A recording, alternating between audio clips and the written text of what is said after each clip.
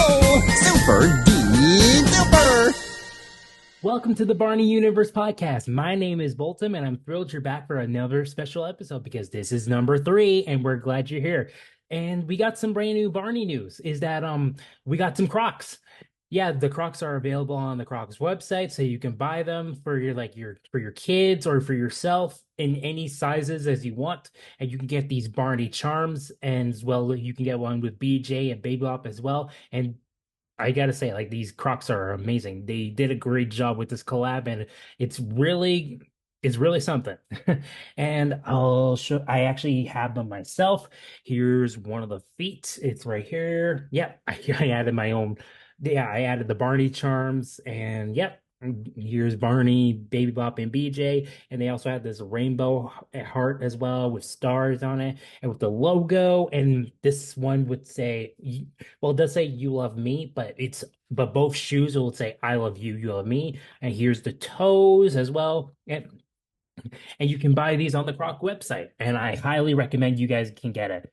And because like this is 2024, Barney's coming back with the brand new reboot for Barney's World, and we're expecting something as we're recording. This is January 27th, so we're expecting some news very, very soon.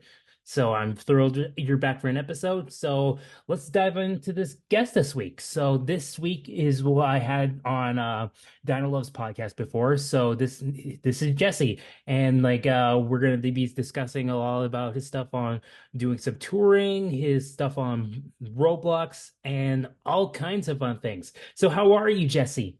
Good, yourself? I'm doing good. So how's your evening so far? Pretty good. Can't complain.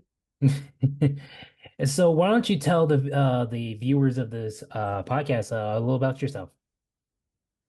All right. Well, my name is Jesse McCormack. I'm a professional musician. I'm currently taking a 2-year program in college for being a musician. Uh, Nice.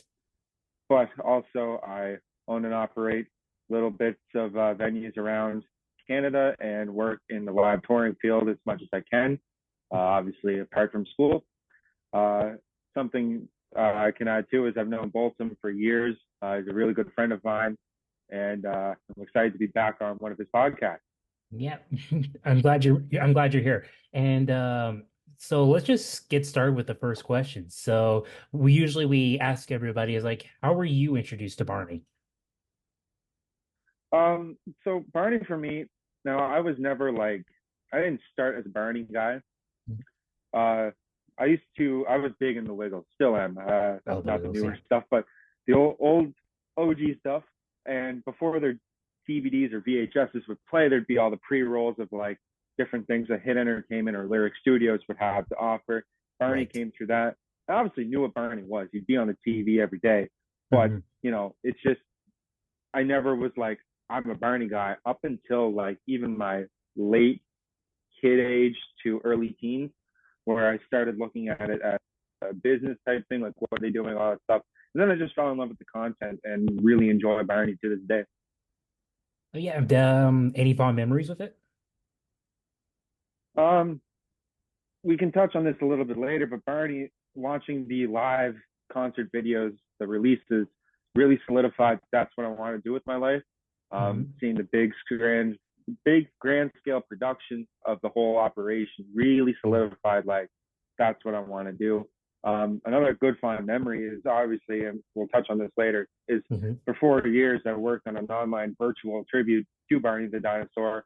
And obviously, I've had some good times with that, met a lot of good people. That's how I met Bolton. Yeah. And really, through that, it opened so many doors. So, yeah, Yeah. Do you have a favorite song? it depends on the time of year. Like, there's songs that I like for Christmas, songs that I like for this. A Right. general favorite of mine is the Happy Birthday to Me song from Big Oh Surprise. yeah. Yeah. Just that, the energy behind that song, musical directors did a good job of like, that was BJ's real big introduction. It set the scene for the whole show. And as someone who is a musician, just a very good melodic line, different things, good genre, good feel. So, yeah. And now you just said like you does do stuff with touring. What's that experience like doing tours and all that stuff? So for 2 years, I did tour management online, learned lots from it, and it's given me different jobs here and there. I'm mainly a stagehand. I work with a local company, and whenever they need an extra labor person, I'll go. I'll push cases and set up and tear down live stage shows all across my province in Canada. Mm-hmm. And for me, that really it started as like I'm going to see and test out and see if I like it, and then obviously now it's become a good part of my career as part of playing the live music as well. I enjoy both works of it, and I kind of use that as a backup option because, well, everyone wants to be famous. So being a musician, you may not make the cut, but to That's be true. behind the shows, everyone wants to be famous. There'll always be shows to put on. That's true. That's true. And yeah, I get that. Like lots of people want to be famous, like just like that. Yeah. So what do you think that Barney sets from other children's characters, and why do you think it has maintained its popularity over the years? Looking at it from someone who didn't start with Barney and came from another children's entertainment thing, Wiggles, things of that nature. Barney was just different in all walks of life. First of all, he Mhm. was not a human and he wasn't animated. He was a full costume character, which is very rare for the time. There may That's have been true. other things like it, but this was the first, like, he was the main star. It wasn't a human with the character support. Also, just Barney in many ways set himself apart. The company set themselves apart from everyone else. While they may have been attached to Hit Entertainment, Lyric Studios, all that, they always went with their own best judgment, which really saved them, and is why things like this can exist today, where fans can talk about the company and what they've done, and it has that long-lasting legacy. A good example of mine is Barney and the people who first put out that big surprise stage show tour really built that package of what nowadays kid entertainment shows follow, where it was they were the first acts of that scale to do settlements where they would stay in one location during a week or do two a week, as opposed to Yeah. your rock shows where it's a different show every night, different place every night. I mean, sorry, different location, different country, even. While they would obviously travel around, they would take their time and really marinate that show wherever they were. And as someone who does touring now, that's a really smart way, especially if you have a huge audience. Instead of making one big show in a stadium, as you see now with the Taylor Swifts of the world, Barney really solidified the intimate feel where, well, yes, it was still 10,000 people in an arena, but it was 10,000 people every night for 4 to 5 nights. It Yeah. wasn't 40 to 50,000 people in one night. You were very minute in comparison to everything else.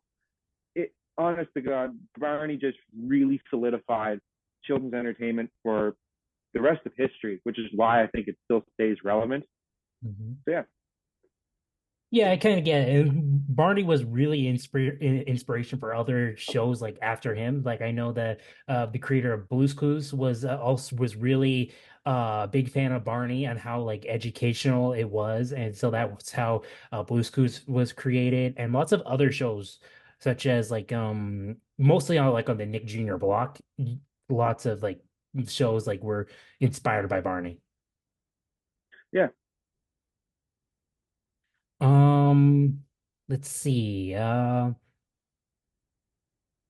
there an era of like Barney did you like the Lions Group or Lyric or Hit Entertainment? For me, I caught on to it in the later years before it was shut down.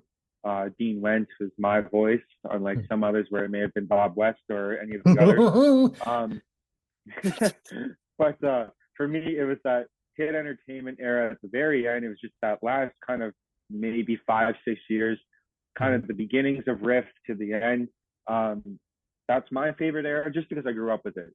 Okay. As someone who did that 4 years in that ROBLOX tribute, I also have other little bits of favoritisms from other eras.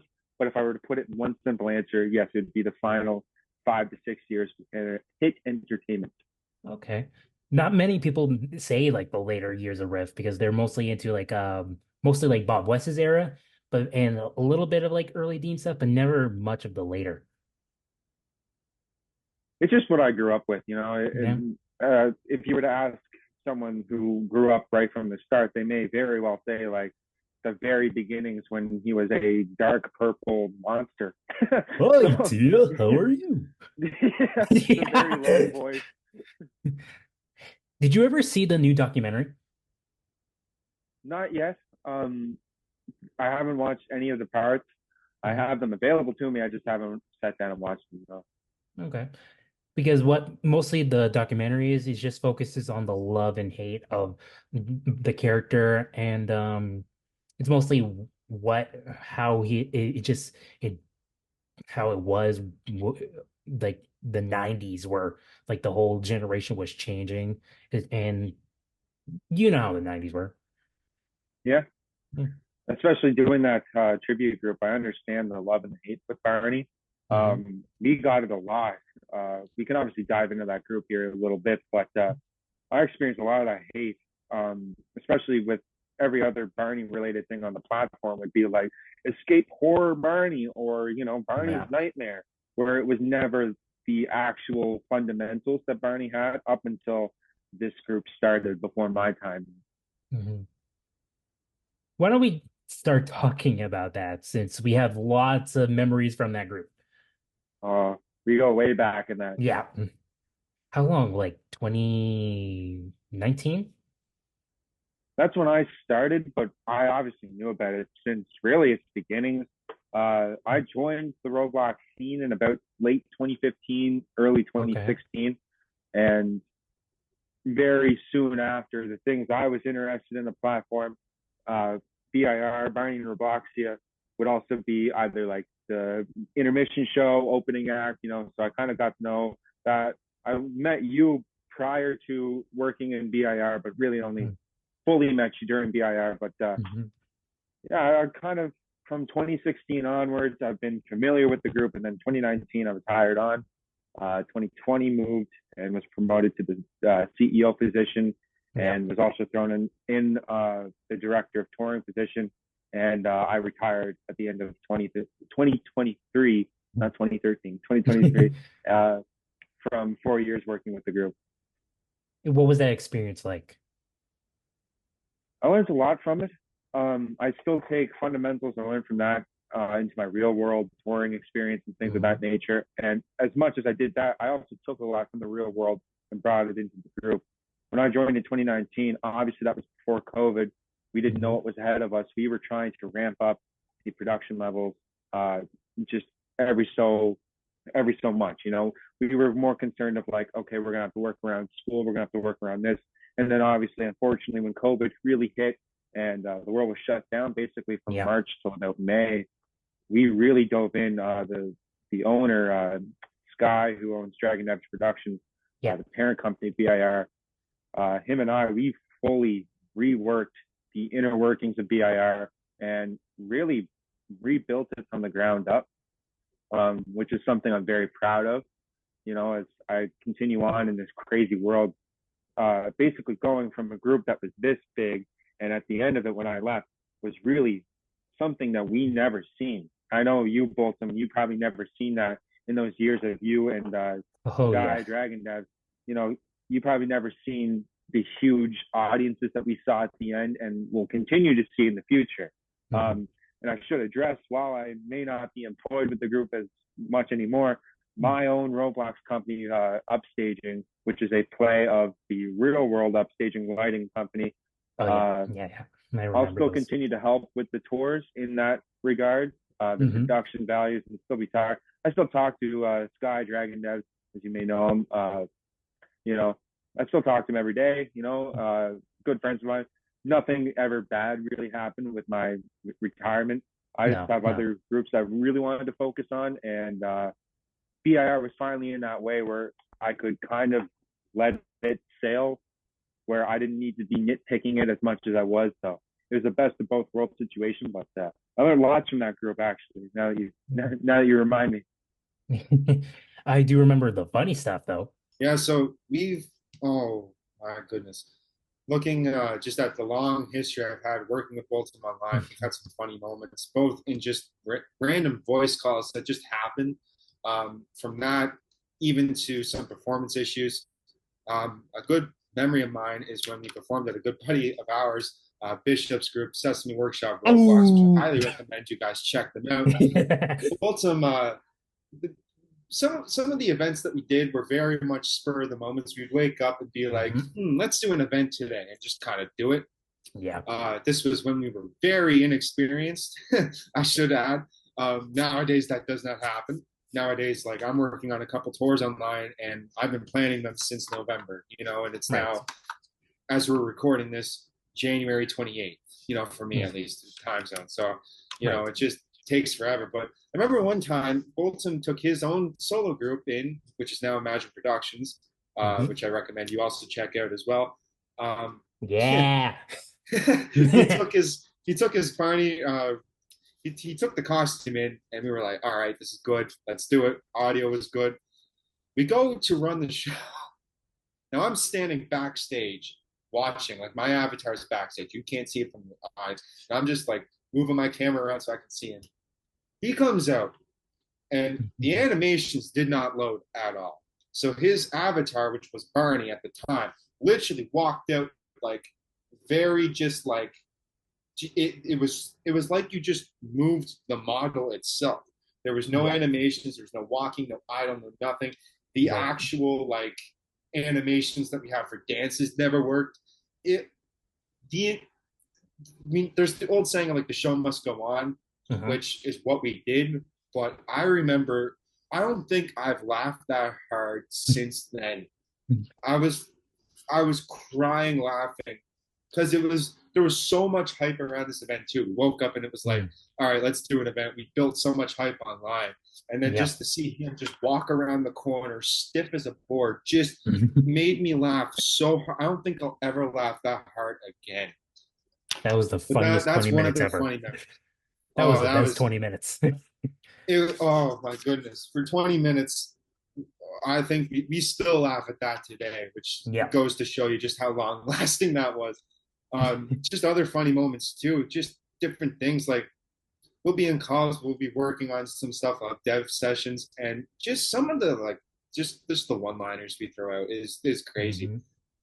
Luckily, I remember when we did that beach party show, and like there was like one point of the show where like you were just standing there by like the tech booth, and I was just like saying, "Hey, get that to work." Yeah, it's just little things. Like when we do these events, we have Discord calls going on at the same time so we can communicate with each other and all that stuff. Yeah. And some of the things, like if only the audience could hear that as well as the show, it is the funniest thing I've ever heard. It's like having a podcast in your ear while trying to do some like actual work, like those funny like comedy podcasts. I don't know how people can do that. It's so funny sometimes. And Bolton and I we know inside jokes to make each other laugh, which is really funny. We had some fun times back in the day for sure, Bolton. Oh yeah, we definitely did. And speaking of memories about Barney and stuff, like we all know what happened. We all know what happened last year. What got announced? Yeah, the reboot. Yeah. Yeah. So, what are your thoughts about that? See, I have kind of two opinions. One as a Barney fan, and two as someone who's in the business of entertainment. I see why they brought it back. Obviously, there's been so much hype. That documentary series that came out really established that there is some hype around it. Yeah. Not only was it Barney fans watching this, but it was people who grew up with Barney, and they're like, I don't ever remember there being hate and people seeing both sides of it. I really think that established that Barney could work again. However, from a Barney fan side, it's like, all right, you're kind of beaten. Like, first of all, the redesign. I won't get too far into it, but we went from a costume to animated, which, to clarify in the opening, when you asked me what set Barney apart, it was the fact that it was live. Right. This really breaks that. It doesn't even have a fourth wall because it's all just digital animation, but it really if anything, it just kind of falls in that category like other and more current kid shows are doing, where it's just, you know, nip it in the bud type animation, just get it out there and make content. Again, though, as someone in the entertainment industry, I understand why they're bringing it back. There's a lot of profit to be made from it. There's a lot of perks and benefits, you know. Yep. Mattel There's like obviously has had clothes, this, toys, all that stuff. Yeah. Barney. yeah, which is really cool to see, and I like that some of the merch has the old Barney design as well. I think both can work really well. It honestly just depends how they do this kind of rerun of Barney. If it is kind of like they pick it up from where it left off, that'd be great. But I mean, in a perfect world, they're probably going to try and make it fit today, and I don't know how that's going to work. I think Barney is timeless. I don't think we have to change it, but I could very well be biased considering I'm a big Barney fan. So yeah. All we know is that I believe on the 31st of this month of like we're gonna probably see something of the show. So maybe it's a teaser trailer, maybe it's an episode. It could be anything. We'll just have to see. yeah, that's part of what us Barney fans can really do. We all have our opinions, but until it comes out, one opinion's not right or wrong. And even when it does come out, you know, everyone's got their own opinions and everyone's got their own feelings about how things are done. I'm personally more excited to see the name Barney come back to life. Yeah. Especially since he's been some of the work gone. He's been gone for so many years. It's nice to see him back. Yeah, it's been a while. Like it's really nice to see him come back. I just hope that this lasts for a good while and it's not a one season type deal. Yeah. But obviously we just have to wait and see. I do know that he was supposed to come back a few years ago, but I think he was originally supposed to be a toddler in a I think he was going to be wearing a diaper. Now imagine that in costume form. Oh, yeah. I can see that in my head. That's gonna be my nightmare fuel. You're welcome.